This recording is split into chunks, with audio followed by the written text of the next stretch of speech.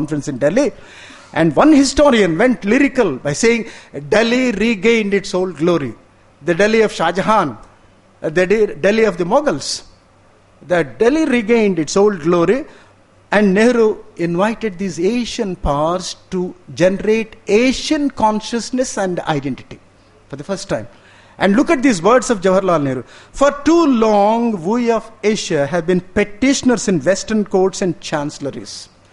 The story must belong to the past. We propose to stand on our own feet and to cooperate with all others who are prepared to cooperate with us. And Nehru went a little further. By the time the winds of Cold War were literally growing into a storm, and Nehru said, it would have been astonishingly... Normally, Jawaharlal Nehru, like his mentor Gandhi, was not accustomed to using hyperbole, superlatives in his writing or speeches.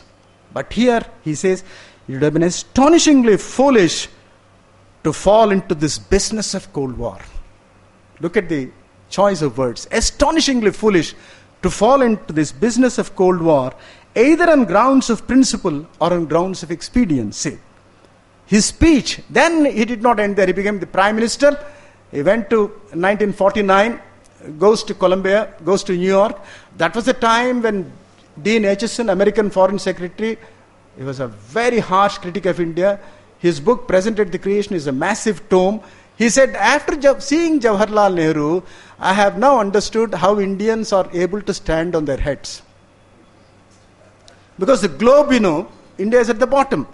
All along, Acheson was so sarcastic. All along, I read it from history that Indians are at the bottom. Therefore, they must be standing on their heads. After seeing Jawaharlal Nehru, I have now understood how Indians are able to stand on their heads. Such was his contempt for Jawaharlal Nehru. And that was the time when Nehru made this very, very famous quip comment.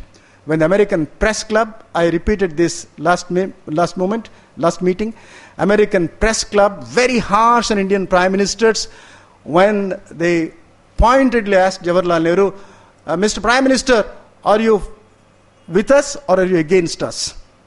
He simply said yes. He simply said yes. Mr. Prime Minister, are you with us or against us? Yes. I also drew your kind attention to a similar point. Mrs. Gandhi said, I'm a child of politics.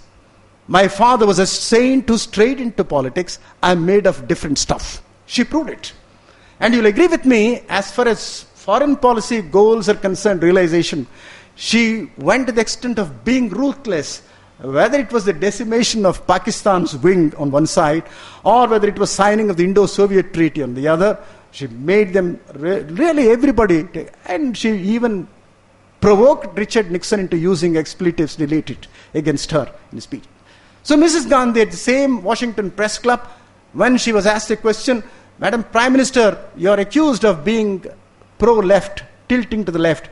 Are you tilting to the left or to the right? She said, no, we are not tilting either to the left or the right. We are standing straight. So this kind of arrogance was resented by Kissinger. And Nehru at Columbia University, they invited him. Columbia University is a leading university. They invited him for a lecture. And you know what he said? He said, our foreign policy goals are maintenance of freedom, both national and individual, the elimination of want, disease and ignorance, Roosevelt talked about it, which afflict the greater part of the world's population. And so, Jawaharlal Nehru arrives on the scene as the maker of a tremendously influential foreign policy, non-alignment, he called it. Nasser from Tito from Yugoslavia, Nasser from Egypt, and Nehru, they became the three pillars of this policy of non-alignment, which was perhaps, as Sarvepalli Gopal said, Nehru never liked the word neutral. He never liked the word neutral. Americans said it's neutrality. Neutrality is a passive word. I do not like that word at all, Jawaharlal Nehru said. And so Kissinger in 1956, in a devastating piece on India's foreign policy, he says, Nehru and non-aligned leaders were tempted to play a leading role in international affairs, which was a fertile field of manipulation for ambitious men because of their intractable domestic politics. having failed at home. Now Kissinger did not stop there. Because they failed at home, Nehru, Nasser and Tito, they are preaching to the world. He did not stop there. Exhorting the USA and USSR, I am quoting him, not to compete for the allegiance of the uncommitted nations, acting as moderators and awarding a prize after hearing all arguments at an Oxford Union debate. You are like schoolboys, he said, America and Russia. Why do you want to get a prize as if you are competing in an Oxford University debate for the allegiance of these people? Kissinger was very harsh. There were two reasons for this. There were two crises in 1956. One crisis was the Suez crisis. The other crisis was the Hungarian crisis. In the case of Suez crisis, Nehru promptly supported by Krishna Menon. Krishna Menon was there always, his mouthpiece. Literally attacked America, France and Britain. Blasted them. In the case of Hungary, the same, when Russia invaded Hungary in the crisis, Nehru was not responding.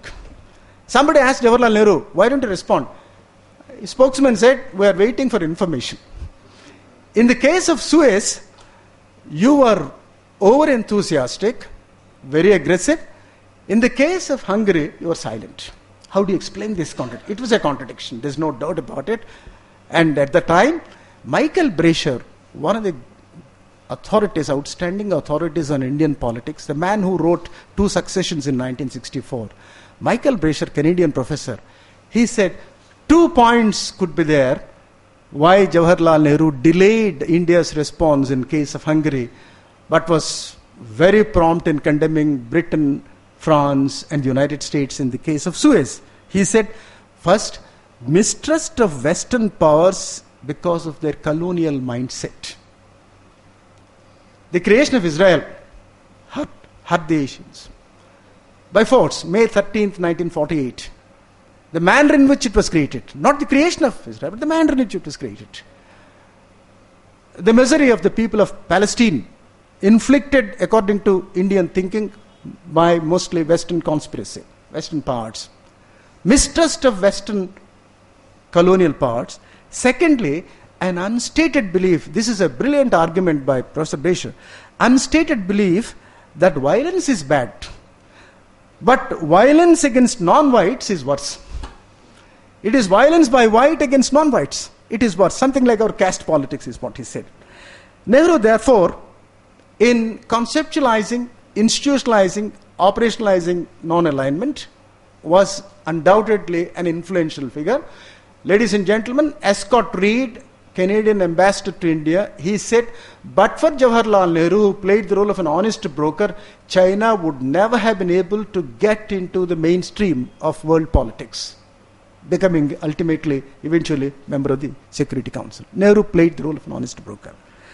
But then, the Chinese aggression, a jolt to Jawaharlal Nehru, he never recovered from it. And this is the time when we shift to the second important phase of India's foreign policy, very critical years, when Mrs. Gandhi, this is the time when something very interesting was happening. Indian Ocean assumed importance. I remember very well in 1965, when the war with Pakistan broke out, we were all in the university as young teachers. And interestingly, the defense minister, Mr. Y.B. Chavan, was in town that day. And he got a message. Those days, the cell phones were not there. The television and the computer were not there. A message came from Delhi. Something very grave has happened, very serious has happened. And Mr. Chavan rushed back to Delhi. And, 65, collector was Abid Hussain. The SP was Mr. Subramaniam, very good friends. And they didn't know what to do. And so suddenly instructions came from Delhi.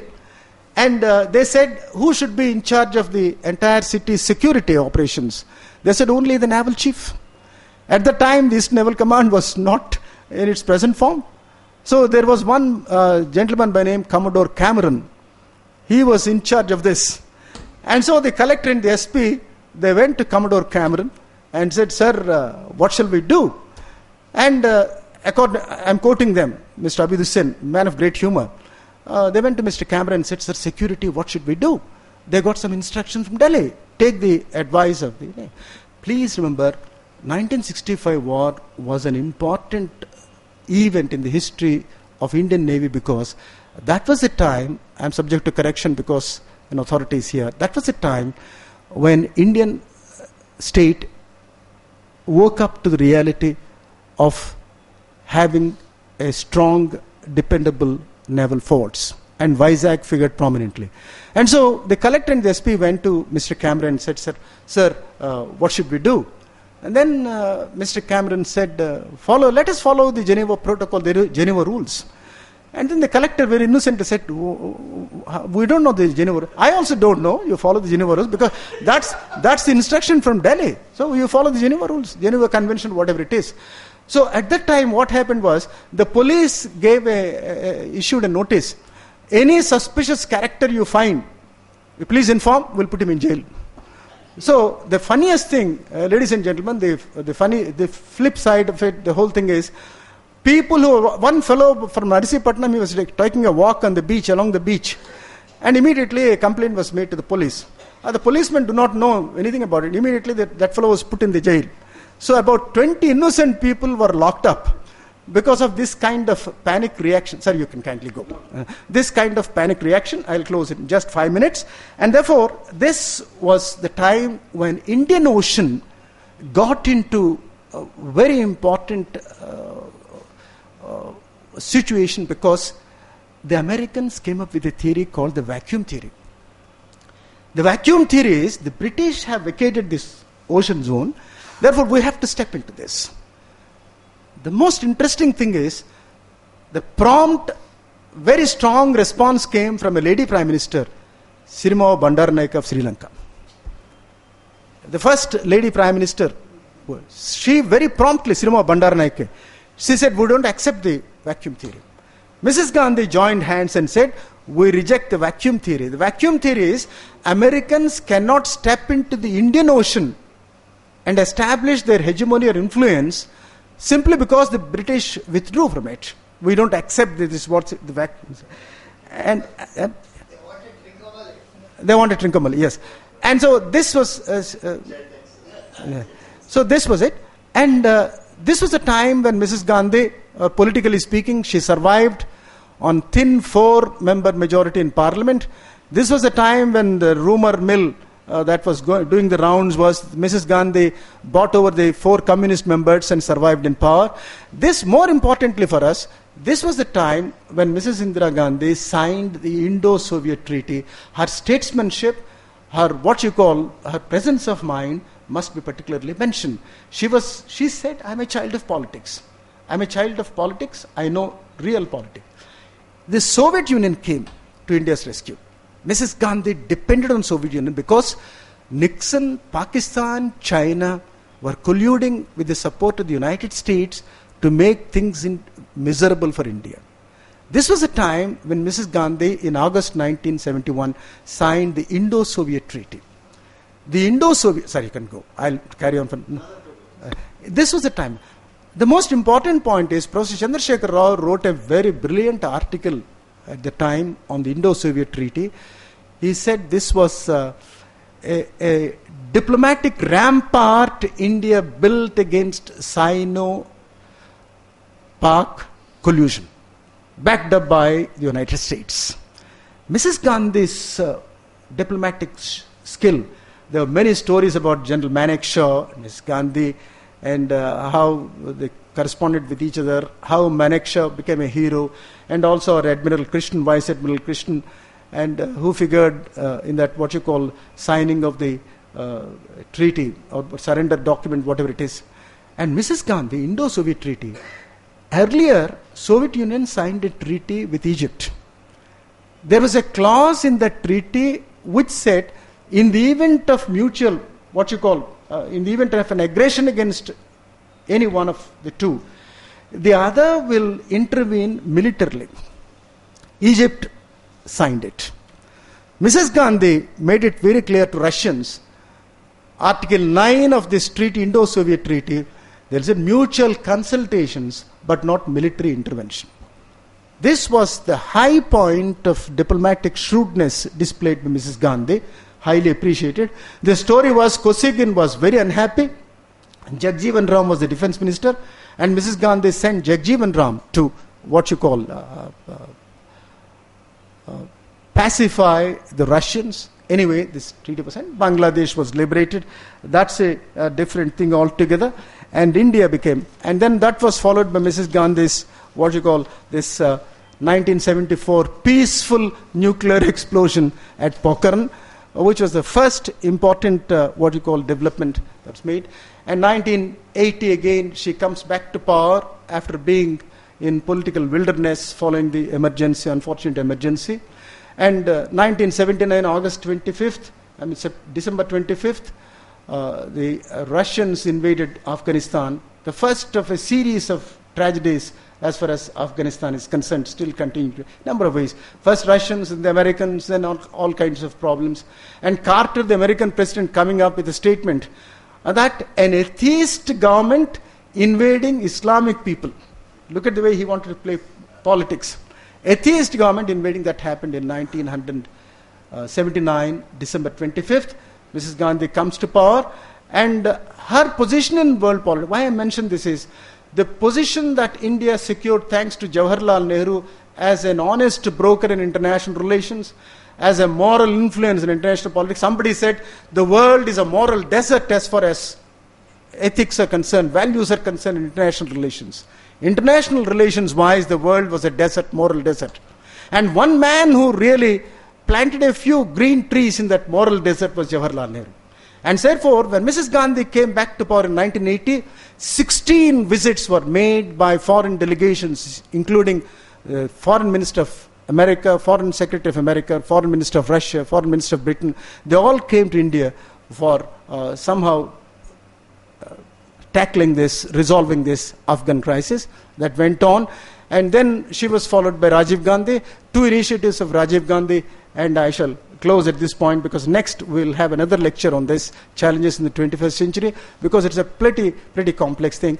Rajiv Gandhi's 2 important contributions, according to experts, were, one was the 5-continent nuclear disarmament conference. At that time, all of us remember, first time we had a television presentation of Rajiv Gandhi speaking to his counterparts, 5-continent nuclear disarmament call. And Rajiv Gandhi's another important contribution was, I think he was responsible for the liberalization process. And diplomacy, this is a very important thing. Diplomacy shifted from politics to economics. That is the essence of globalization. Earlier, diplomacy was purely revolving around politics, political diplomacy. Now it shifted from politics to economics. New words have come. I mentioned earlier that the word globalization was used. The word good governance also was not used earlier. And so India is now entering a new era in the 21st century. And in the 21st century, what India is going to do, I thank one and all of you for this, your patient hearing. Actually, I want to round off the whole thing today, but I have a few more points which I shall present later on the next lecture. That is about India in the 21st century, the challenges, because I'm sure the Admiral also will share our interest in this. A new theory has come, a spider's web is being laid as a trap around India by China. And China is encircling India, and this is going to be a spider's web. How India wriggles out of it, how India comes out of it, we'll have a few points later in the next. Thank you very much. Thank you, Admiral Saab. Thank you, C.S. Rao Garu. Thank you, Kamdo Rajaram. Thank you, Rangarajan. Thank you, elders. And I'm sure, for the benefit of the younger generation, a few more points next time will be given through PowerPoint presentation, and that will be useful. Thank you very much. Myself to be more privileged than the privileged in the audience, because I had mentioned in the beginning that I will stick here till about 1900 since I have to go to another function. By 1915 I was supposed to be there. But this is what is called getting engrossed in an engaging dialogue. And this monologue was worth getting totally engrossed in. That is the reason I stuck on. So I think those chairs which are empty have their owners or occupants to blame for having missed out. For we don't need a John Spaniel to dictate us international relations. It was so interesting. I wish, and the youngsters who have been listening today, as well as people of my age who are going to go into some museum very shortly, it is truly educating and truly enlightening. We do not need a John Spaniel with a huge book called International Relations. Thank you very much indeed. And I came here uninvited on the mic only to say how good it was, and only to say because of me I think you have reduced your content. Some other day you will have to continue on this subject. Thank you very much.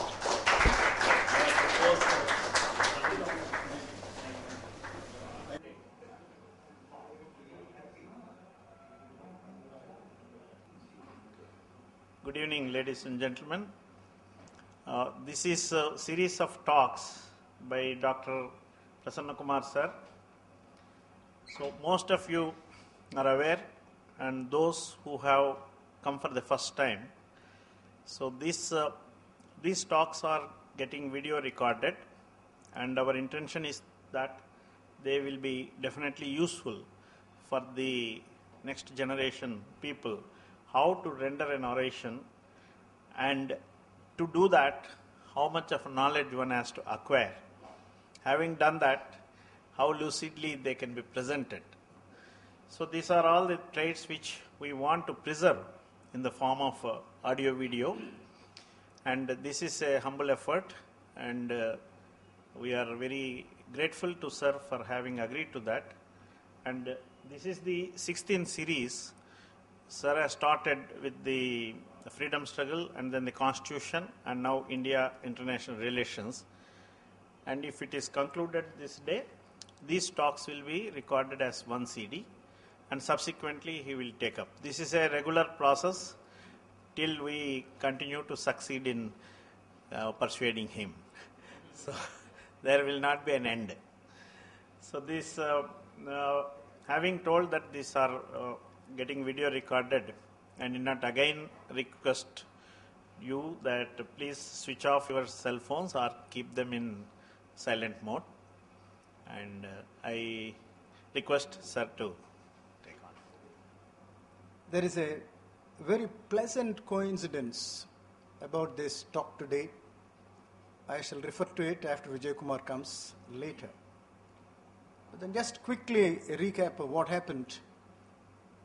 This project was started on the 28th of December 2010. They chose the date 28th because it was on 28th of December at Mumbai, now Bombay then, that Alan Octavian Hume, after founding the Indian National Congress, invited a Hindu to an Englishman, inviting a Hindu to head the Indian National Congress. And then, as I said earlier, it was a wonderful evolution of culture, cultural pluralism, which we very proudly talk of, which is under severe threat today for a number of reasons. That four Englishmen, 4 Parsis, 4 Muslims, 4 Hindus, they nurtured the Congress. I'm just repeating it, what we said on 28th of December. They nurtured the Indian National Congress, which at that time was inspired by the 2 great streams of thought. One was the reformist stream of thought, the other was the spiritual stream of thought. Sri Gopal Shastri Garu was asking me a little while ago that I should also join in a program he's organizing on the 7th of August to talk on Rabindranath Tagore. And at the time, Tagore, Aurobindo, they provided a kind of spiritual inspiration for, and of course, more important than these two was Swami Vivekananda. He had really ignited this spark in India. 1893, that marvelous lecture, after he came back from the famous Chicago address. These were called by Ishwar Dutt in the Congress Cyclopedia as the great stirrings of a movement more than 100 years ago. Now, that was a very important beginning. We wanted youngsters, the idea underlying this, Sri Rangarajan and Dr. Vijay Kumar thought that if what I do, what I present is useful in one way or the other for the busy younger generation, the biggest challenge to all of us is to bring the children back to books. Except school homework, I don't think they really love to touch a book. And so to provide an authentic background information, we did it. 28th of December, the first lecture was organized. And I recalled on that occasion one of the many stirring moments, and the most stirring of all was 1917 at Calcutta, when Annie Besant, a lady from England, presided over the Congress. And believe me, Gurudev Rabindranath Tagore rendered the invocation at Calcutta. And the whole pandal was overflowing with people. And somebody wrote that there was no place even for people to stand there on that historic occasion in 1917. That was really a great moment. Then, of course, came the great man, Mahatma Gandhi, arrived on the scene and he took over. And these are glorious pages in the history of not only India, but in the history of the world, we thought. That's where we thought. The second lecture was organized on 25th of January. The choice is very, very interesting. Rangarajan is known for his timing, not only for his humility, but also for his timing. 26th January being the Republic Day. Ladies and gentlemen, you'll agree with me that every year, Independence Day, after it is celebrated, normally people say the worst year we have had in India's history. That's what we say. The last 12 months have been the worst, we say. Now, 25th of January we had this, and if you really, I crave your indulgence in this matter. That day, two very interesting things happened, and I must share with you just joy, no achievement at all. Sometimes good things happen without effort. Sometimes very bad things happen in life for no fault. Ramarao Kshaminchare. I promised to pick him up, and I just forgot. For a variety of reasons. My apologies too. Thank you. Normally our meetings start with this prayer. Then two things happened on that day. I quoted profusely from Granville Austin, not knowing that that day he was awarded Padma Shri. So I should not use an adjective, but as I said at Professor Chandrasekhar Rao's meeting, my esteemed friend Sri Varhal Shetty, I always say that still, even if he dislikes it, even if he abuses me later, I say he has been my inspiration for more than 56 years, ever since I stepped into Vizag. I salute him. He asked me, called me at night and said, we don't get sleep easily. That's why the problem, the telephone is there, cell phone is there. He called me at 11 and said, why the hell did you mention Granville Austin's name? I said, because I thought Granville Austin's book is the greatest book on India's constitution. Do you know he got Padma Shri? I said, I don't know he got Padma Shri. And I didn't even anticipate, or I did not expect it. The matter did not end there. Now the immodest part of it you must forgive. I crave your indulgence. Then we did an editorial in our bulletin, and just casually, I got the most Chusiramante Kalchichod Unad Mavadu. Nugodu Kuchagada. Our director of the Center for Policy Studies, Razu. This fellow, immediately, when I was talking of Granville Austin, he mailed it to America. So this bulletin of innocuous, harmless bulletin went to America, and we forgot about it. After 1 month, I got a wonderful, touching letter, which is good for an obituary. Granville Austin wrote a very beautiful letter, saying some good words about the bulletin, I agree with you, etc. That really was one of the happiest, most rewarding days in old age. All because of this fellow. Now, we did it on 25th. We had another lecture in March, another in April, and the last lecture was on June 13th, when Mr. Rangarajan and Dr. Vijay Kumar, they wanted me to speak on India's foreign. That was the second of 3 lectures being delivered in India's foreign policy, which is a very complex subject. I just brought the map because I followed Aristotle's very famous lesson to Alexander. He told his student Alexander, wherever you go, you carry an atlas. Aristotle told Alexander.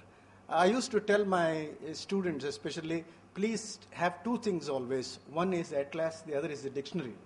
A dictionary, luckily my very dear friends in the English department, especially Krishna Rao, they had spare copies of dictionary, and therefore they used to give. Every day we used to check with each other. Of course, Varhal Jetty used to correct us also. Sometimes this word, you're misusing it. And so, dictionary, as Baburao Patel wrote about 70 years ago, is the most wonderful companion for a human being, a good dictionary. So, I brought the atlas today, not the dictionary though, for one simple reason, which I shall mention shortly. Now, then we ran through the other things. We came up to globalization, Cold War. I also mentioned on that occasion that Cold War Cold War was very cryptically conveyed, described as Yalta to Malta. The history of Cold War is Yalta to Malta. Yalta, February 1945, Malta, 1989, when Gorbachev literally ended the Cold War, and that was facilitated by the Indian Prime Minister also, Rajiv Gandhi. All these things we covered. We also covered globalization. Globalization, there is nothing new. It is like, as somebody very, very rightly said, it is like bicycling. You get on top of a bicycle, either you have to go forward, you have to keep pedaling all the time, or you fall. Therefore, there's no option. So, globalization is inescapable, unreachable destination, it is called. There are critics of globalization. They also quoted Angela Merkel of Germany and Tony Blair, the British Prime Minister, who said, we want market economy, but we don't want market culture. That market culture today is the biggest tragedy of Indian system. There's no doubt about it. That is it. We mentioned all these things. I also referred to one of the famous things Mahatma Gandhi said to Jawaharlal Nehru. In 1922, he conceded that pitch to Jawaharlal Nehru. Foreign policy is your business. I don't want to talk about it. In 1946, Gandhiji wrote a letter to Nehru. In these matters, I am your student. I am your disciple. You are my guru. Gandhiji calling Nehru his guru in foreign affairs. All these things we talked about last time. Now, from last 20 years, I shall take up the final part of it. Last 20 years, something extraordinary happened. You'll agree with me? The word governance, when we were teaching in the university, the word governance was rarely used. Our colleagues are here, they would bear me out. Governance was not used at all. We always talked about good government. Then Fareed Zakaria wrote an essay on governance and government and made an excellent, subtle distinction between good government and good governance. What is the difference? He said, good government is the goal of democracy. Good governance is the goal of constitutional liberalism. One stands for democratic values, the other stands for liberal values. There is a difference between what is democratically right may not be right in terms of liberalism. Judges today in India are reinterpreting the constitution, especially the judgment given by Justice Sudarshan Reddy and others recently. This is a very important landmark judgment where the flexibility of interpretative power was demonstrated by the judges of the Supreme Court. And therefore, all these things are happening. Number one, good governance. Now, for students especially, because last time there were a few, this time they were not there, it's very difficult to get students, especially when a cricket match is going on at Lord's. And I really appreciate your gesture. I myself would have cursed me because I have a problem. I love to watch that.